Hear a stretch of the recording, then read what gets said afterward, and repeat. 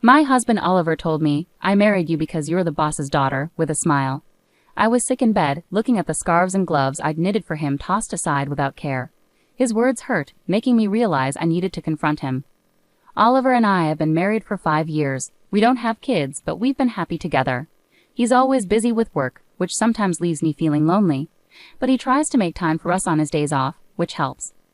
I met Oliver through my dad, who used to be his boss. Oliver suggested I stay home after we got married, which seemed like a good idea at the time. It gave me time to pursue my hobbies like sewing and knitting.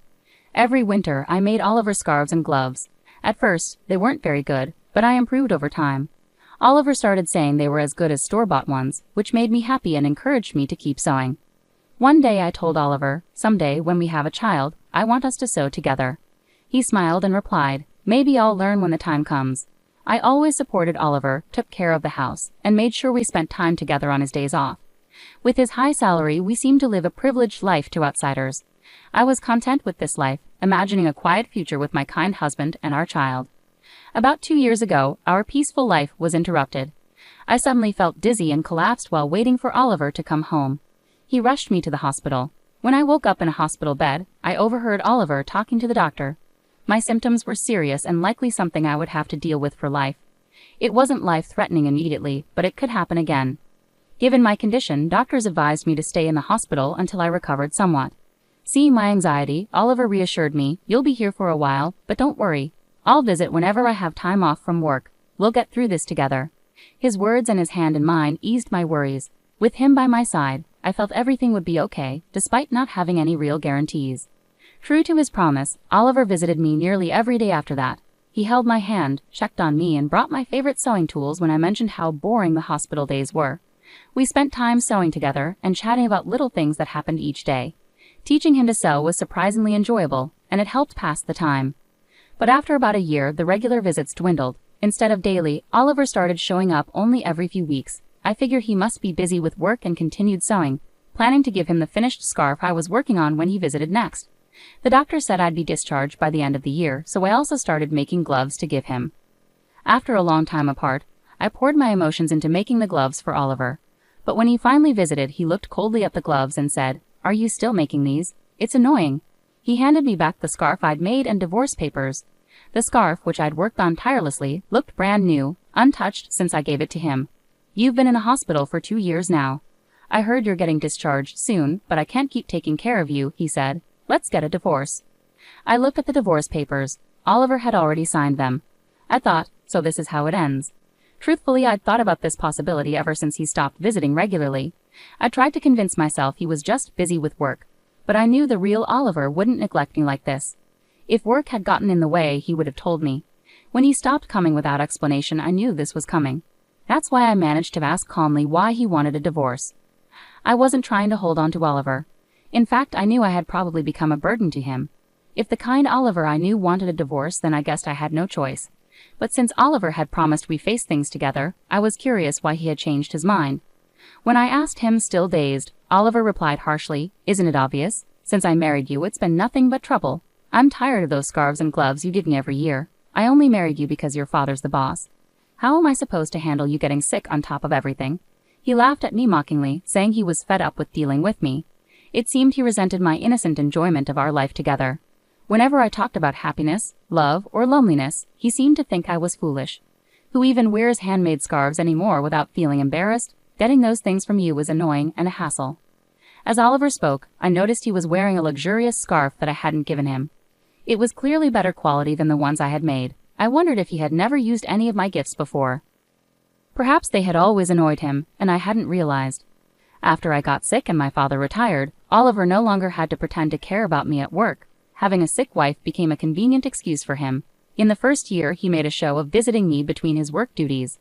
I could imagine my father, before retiring, praising Oliver at work for being a good husband who worked hard while looking after his sick wife. Oliver had crafted this image for himself and was well liked by his colleagues. That's what he wanted, and it seems my value to him was only realized when I fell ill. When I confronted him with these thoughts, Oliver looked surprised and admitted, "Well, it did make things easier at work. Whenever I mentioned you, people were sympathetic and treated me well. If I worked late, I was praised for being dedicated. If I needed a break, I just had to say my wife is, and that was enough." He said this without a hint of regret. He had cleverly used my illness to his advantage in ways I hadn't known.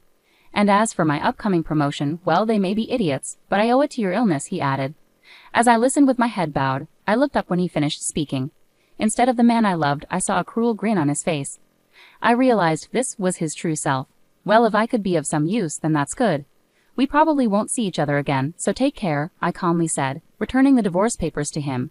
He took them without a second glance and swiftly left. That marked the end of our marriage, and I silently cried. After some time, I left the hospital and moved back in with my parents. When my father heard what had happened, he was outraged. I never expected him to be like that, he said. But I had already made my peace. I reassured my father and told him I wanted to stay with them. After tidying up the house, my parents understood and encouraged me to do what made me happy. For now, that meant living with them. Before moving back with my parents, I decided to visit our old house. But when we arrived, the front door lock was broken. Perplexed, we rang the doorbell and were met by a stranger. I asked him about it, and he told us he had bought the house a few months ago and was now living there happily with his family.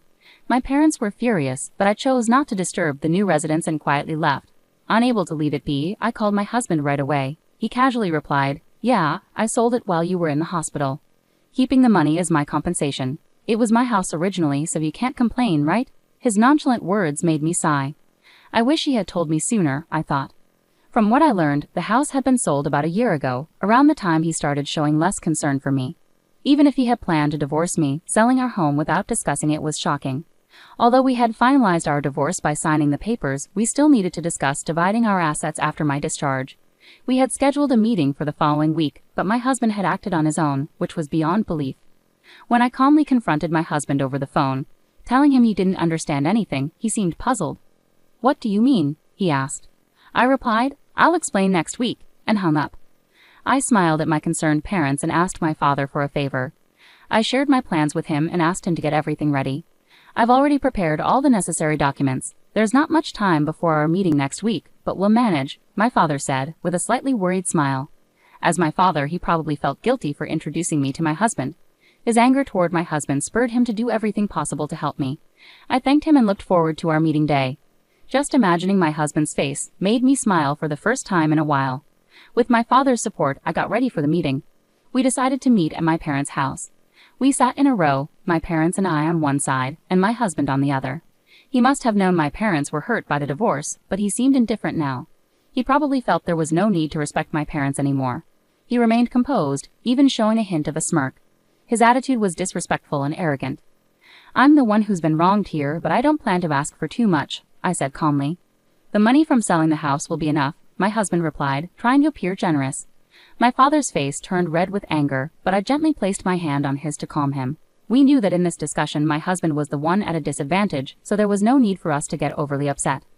"Before we proceed, there's something important to discuss," I continued, and my father handed over a document. It proved that the land under the house my husband sold belonged to my father. Yes, the house was in your name, that's clear. "But the land belongs to my father, and he holds the title," I explained, showing him the document. My husband frowned slightly. "So what? The house was still mine. No one can complain. Do you think this gives you a way to get back at me?" He chuckled as if he found the whole situation absurd. "It's true that legally, selling the house under my husband's name posed no issues, even though the land belongs to my father," I explained further.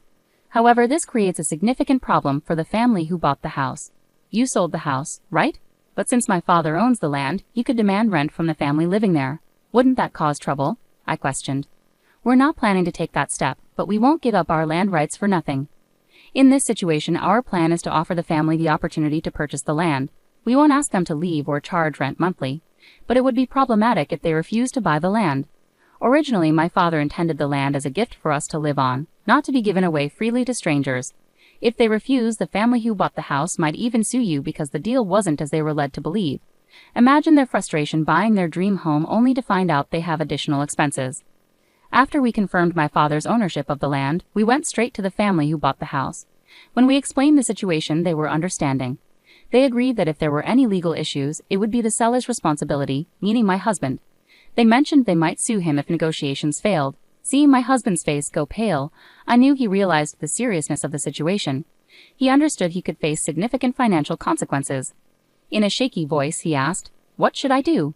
I smiled and replied, "The family could buy the land from us to settle everything smoothly. you'll have to cover that cost.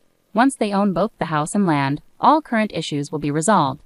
Since they weren't informed of the land's value when buying the house, they might demand compensation from you. But that's their decision. The problem is, due to its prime location, the land could be worth more than the house. Even if my husband sells all his assets, it might not be enough. In the end, he could be left with nothing. Alternatively, you could buy back the house and pay for the land, along with a relocation fee to the family. This would return both the house and land to your possession.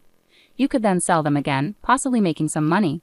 However, after paying the relocation fee, it's unlikely you'd end up with much, I explained. Either way, you're facing losses, I continued. And regarding alimony, your actions have caused me significant mental distress.